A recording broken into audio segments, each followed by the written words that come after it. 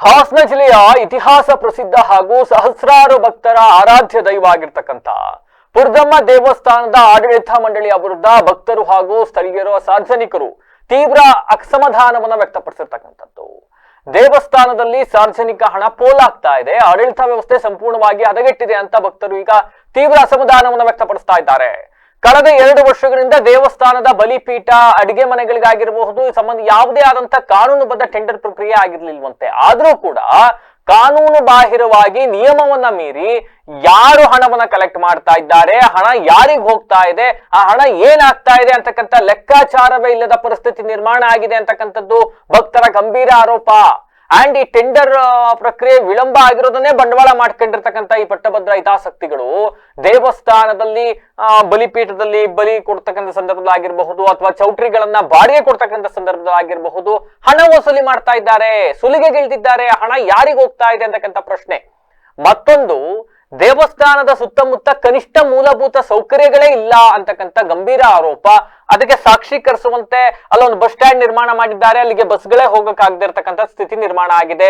ಎಲ್ಲಂದ್ರಲ್ಲಿ ಕೊಳಚೆ, ಕಸ, ಕಡ್ಡಿಗಳು ಬಿದ್ದಿರ್ತಕ್ಕಂಥದ್ದು, ಎಲ್ಲಂದ್ರಲ್ಲಿ ತ್ಯಾಜ್ಯಗಳು ಬಿದ್ದಿರ್ತಕ್ಕಂಥದ್ದು, ಅಲ್ಲೇ ಮಾಂಸವನ್ನ ಏನ್ ಕಟ್ ಮಾಡ್ತಾರೆ ಅದರ ತ್ಯಾಜ್ಯಗಳಲ್ಲೇ ಬಿದ್ದಿರ್ತಕ್ಕಂಥದ್ದು, ಇವ್ಯಾವನ್ನು ಸ್ವಚ್ಛಗೊಳಿಸ್ತಾ ಇರ್ತಕ್ಕಂಥ ಸ್ಥಿತಿಯಲ್ಲಿ ಇವತ್ತು ಪುರದಮ್ಮ ದೇವಸ್ಥಾನ ಇರ್ತಕ್ಕಂಥದ್ದು. ವೀಕೆಂಡ್ ಬಂತು ಅಂತ ಅಂದ್ರೆ ನೀವು ಪುರದಮ್ಮ ದೇವಸ್ಥಾನಕ್ಕೆ ಕಾಲಿಡಕ್ಕಾಗದೇ ಇರ್ತಕ್ಕಂಥ ಸ್ಥಿತಿಯಲ್ಲಿ ಅಷ್ಟು ಜನ ಬರ್ತಾರೆ. ಅಲ್ಲಿಗೆ ಕನಿಷ್ಠ ಒಂದಿಷ್ಟು ಮೂಲಭೂತ ಸೌಕರ್ಯ ಕಲ್ಪಿಸಬೇಕು ಅಂತಕ್ಕಂಥದ್ದು ಭಕ್ತರ ಆಗ್ರಹ, ಅದ್ರಲ್ಲಿ ತಪ್ಪೇನಿಲ್ಲ. ಅಂಡ್ ಇನ್ನೊಂದು ಮುಖ್ಯ ಆರೋಪ ಏನು ಅಂತ ಅಂದ್ರೆ ಅಲ್ಲೊಂದು ಗೇಟ್ ಇದೆಯಂತೆ, ಆ ಗೇಟಿಗೆ ಬೀಗ ಹಾಕಿ ಬಹಳ ವರ್ಷಗಳಾಗ್ಬಿಟ್ಟಿದೆಯಂತೆ. ದೇವಸ್ಥಾನದ ಗೇಟ್ಗೆ ಬೀಗ ಹಾಕೊಂಡ್ಬಿಟ್ಟಿದ್ದಾರೆ. ಅದೊಂದು ಗೇಟ್ ತೆಗಿರಿ ಅಂತಂದ್ರೆ ಗೇಟ್ ತೆಗಿತಾ ಇಲ್ಲ. ಭಾನುವಾರ ಮತ್ತೆ ಒಂದು 2-3 ದಿವಸ ಅಲ್ಲಿ ಬಹಳ ರಶ್ ಇರುತ್ತಲ್ಲ, ಆ ದಿವಸ ಜನ ಒಳಗಡೆ ಹೋಗಿ ಬರ್ಲಿಕ್ಕೆ ಆಗದೆ ಇರ್ತಕ್ಕಂಥ ಸ್ಥಿತಿ ನಿರ್ಮಾಣ ಆಗಿದೆ. ಯಾರಾದ್ರೂ ಇನ್ಫ್ಲೂಯೆನ್ಸ್ ಇರೋರು, ಯಾರಾದ್ರೂ ಪರಿಚಯಿತರು ಬಂದ್ರೆ ಮಾತ್ರ ಅವ್ರನ್ನ ಒಳಗಡೆ ಕರ್ಕೊಂಡ್ ಬರ್ತಾರೆ.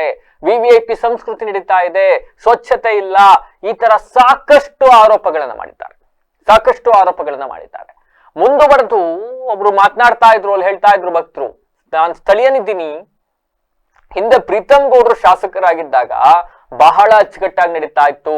ಅಂದಿನ AC ಆಗಿದ್ದಂತಹ ನಾಗರಾಜ್ ಅವರು ಬಹಳ ಅಚ್ಚುಕಟ್ಟಾಗಿ ದೇವಸ್ಥಾನವನ್ನ ನಡೆಸ್ತಾ ಇದ್ರು. ಆದ್ರೆ ಇವತ್ತು ಈಗಿನ ಶಾಸಕರಿಗೆ ಸಾಕಷ್ಟು ಬಾರಿ ಕರೆ ಮಾಡಿದ್ರು ಕೂಡ ನಮ್ ಫೋನ್ ಎತ್ತಾ ಇಲ್ಲ, ಇತ್ತ ಗಮನವನ್ನು ಹರಿಸ್ತಾ ಇಲ್ಲ. ಈ ಪರಿಣಾಮವಾಗಿ ದೇವಸ್ಥಾನ ಆಡಳಿತ ಮಂಡಳಿ, ದೇವಸ್ಥಾನದ ಸ್ವಚ್ಛತೆ ಈಗ ಎಲ್ಲವೂ ಕೂಡ ಇವತ್ತು ಮರೀಚಿಕೆ ಆಗಿ ಹೋಗ್ಬಿಟ್ಟಿದೆ. ಇಷ್ಟು ದೊಡ್ಡ ದೇವಸ್ಥಾನ, ಇಷ್ಟು ಲಕ್ಷಾಂತರ ಜನ ಭಕ್ತರು ಬರ್ತಾರೆ, ಇರೋದು ಕ್ಲೀನ್ ಮಾಡಕ್ ಒಬ್ರು, ಪೂಜೆ ಮಾಡಕ್ ಒಬ್ರು, ಸೆಕ್ಯೂರಿಟಿಗೊಬ್ರು, 3 ಜನ ಇದ್ದಾರೆ. ಹಂಗಾದ್ರೆ ದೇವಸ್ಥಾನ ಯಾವ ರೀತಿ ಉತ್ತಮ ಸ್ಥಿತಿಯಲ್ಲಿ ನಡ್ಕೊಂಡು ಹೋಗಕ್ ಸಾಧ್ಯ, ಹೆಂಗೆ ಇಲ್ಲಿ ಮೂಲಭೂತ ಸೌಕರ್ಯಗಳನ್ನ ಕಲ್ಪಿಸ್ಲಿಕ್ಕೆ ಸಾಧ್ಯ ಅಂತಕ್ಕಂಥ ಪ್ರಶ್ನೆಯನ್ನ ಮಾಡ್ತಾ ಇದ್ದಾರೆ ಭಕ್ತರು. ಕೂಡಲೇ ಸಂಬಂಧಪಟ್ಟ ಅಧಿಕಾರಿಗಳು, ಸ್ಥಳೀಯ ಶಾಸಕರು ಈ ಬಗ್ಗೆ ಗಮನವನ್ನು ಹರಿಸಬೇಕು. ಕಾನೂನು ಪ್ರಕಾರವಾಗಿ ಅಲ್ಲಿ ಟೆಂಡರ್ನ ಕೂಗಬೇಕು, ಟೆಂಡರ್ ಕೂಗಿ ಆಮೇಲೆ ಮಾಡಿ ಇವೆಲ್ಲನು ಸ್ವಚ್ಛತೆ ಕಾಪಾಡಿ, ಮೂಲಭೂತ ಸೌಕರ್ಯಗಳನ್ನ ಒದಗಿಸಿ ಅಂತಕ್ಕಂಥ ನ್ಯಾಯಯುತ ಬೇಡಿಕೆಯನ್ನ ಇಟ್ಟಿದ್ದಾರೆ. ಬಲಿಪೀಠ 2 ವರ್ಷ ಆಯಿತು ಹರಾಜಾಗಿ. 2 ವರ್ಷದಿಂದ ಯಾವಾಗ ಏನು ದುಡ್ಡು ಇಸ್ಕೊತಾ ಇದ್ರು, ಇವಾಗ ಅದೇ ದುಡ್ಡು ಇಸ್ಕೊತಾ ಇದ್ರು. 80 ಲಕ್ಷ ದುಡ್ಡು ಏನಾಯಿತು? ಒಂದು ಅವ್ರೇನಾರು ವಾದ ಮಾಡಿದ್ರೆ ಇಸ್ಕೊತಾ ಇಲ್ಲ ಅಂತ CC ಕ್ಯಾಮ್ರಾ ಇದೆ, ಚೆಕ್ ಮಾಡ್ತೀವಿ. 2ನೇದು, ಇಲ್ಲಿ ಗೇಟು ಸಾವಿರಾರು ಜನ ಓಡಾಡ್ತಾರೆ. ಒಂದು ಭಾನುವಾರ ಸಾವಿರಾರು ಜನ, ಇದೊಂದು ಚಿಕ್ಕ ಗೇಟಲ್ಲಿ ಹೋಗೋದು ಬರೋದಕ್ಕಾಗುತ್ತಾ? ಇದೊಂದು ಗೇಟ್ ಓಪನ್ ಮಾಡ್ಸೋಕ್ಕೆ ನಮ್ಮ ಲೋಕಲ್ ಅವರು MLA ಅವ್ರಿಗೆ ಹೇಳಿದ್ರು, ಯಾರಿಂದಲೂ ಆಗಿಲ್ಲ. ಏನಕ್ಕೋಸ್ಕರ ಗೇಟ್ ಓಪನ್ ಮಾಡಿಲ್ಲ. ಆಮೇಲೆ ಒಳಗಡೆ ಸಾವಿರಾರು ಜನ ಕ್ಯೂವಲ್ಲಿ ಇರ್ತಾರೆ. ಈ ಕಡೆ ಸೈಡು VIP ಕ್ಯೂ ಅಂತ ಹೇಳ್ಬಿಟ್ಟು ಈ ಕಡೆ 100 ಜನ ಹೋಗ್ತಾರೆ. ಅವ್ರಿಗೇನಿಲ್ಲ, ಯಾರು ಬಂದು ಒಂದು ಇನ್ಫ್ಲೂಯೆನ್ಸ್ ಮಾಡಿದ್ರೆ ಸಾಕು. ಕಾರ್ಗಳು ಅಷ್ಟೇ, ಒಂದು ಕಾರ್ನ ಒಳಗೆ ಬಿಡಬೇಕಂದ್ರೆ ಅವಶ್ಯಕತೆ ಇರೋರು ಮಾತ್ರ ಬಿಡ್ತಾರೆ. ಲೋಕಲ್ ಅವ್ರಿಗೆ ಯಾರಿಗೂ ಬಿಡಲ್ಲ. ಲೋಕಲ್ ಅವ್ರಿಗೆ ಒಂದೇ ಒಂಚೂರು ಬೆಲೆ ಇಲ್ಲ. ಪ್ರತಿಯೊಂದು ಅಡುಗೆ ಮನೆ ಹರಾಜಾಗಿಲ್ಲ, ಅದು 2 ವರ್ಷ ಆಗಿದ್ದು. ಅಡುಗೆ ಮನೆ ದುಡ್ಡು ಏನಾಯ್ತಾ ಇದೆ? ಇಲ್ಲಿ ಹೇಳೋರಿಲ್ಲ, ಕೇಳೋರಿಲ್ಲ.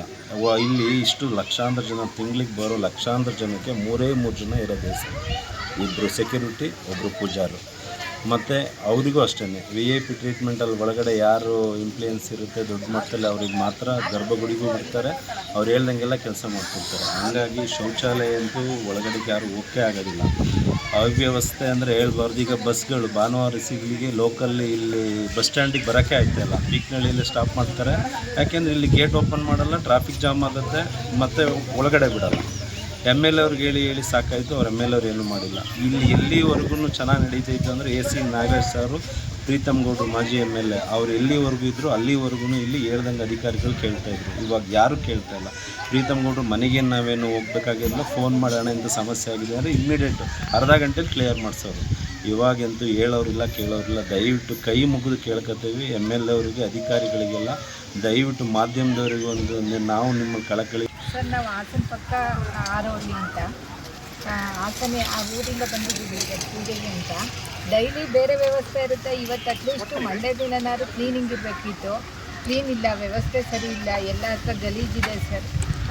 ಇದ್ರಲ್ಲಿ ಬರೋ ಆದಾಯದಿಂದನಾದರೂ ಅಟ್ಲೀಸ್ಟ್ ಎಲ್ಲ ಹತ್ರನೂ ಗಲೀಜು, ತುಂಬ ನಾಯಿಗಳಿದೆ ಸರ್. ಅದು ಹೊರಗಡೆ ಎಲ್ಲ ಕ್ಲೀನಿಂಗ್ ಇಲ್ಲ. ಆ ವ್ಯವಸ್ಥೆನೆಲ್ಲ ಒಂದು ಸ್ವಲ್ಪ ಕ್ಲೀನ್ ಮಾಡೋಕ್ಕೆ ಹೇಳಿ ಸರ್. ನಮಸ್ಕಾರ, ನನ್ನ ಹೆಸರು ದಿಲೀಪ್ ಅಂತ, ಇಲ್ಲೇ ಲೋಕನವನು. ಇವತ್ತಿನ ದಿವಸ ಈ ಪ್ರೋಗ್ರಾಮ್ದಲ್ಲಿ ನೋಡ್ತಿರ್ಬೋದು ಯಾವ ಥರ ಅವ್ಯವಸ್ಥೆ ಆಗಿದೆ ಅಂತ.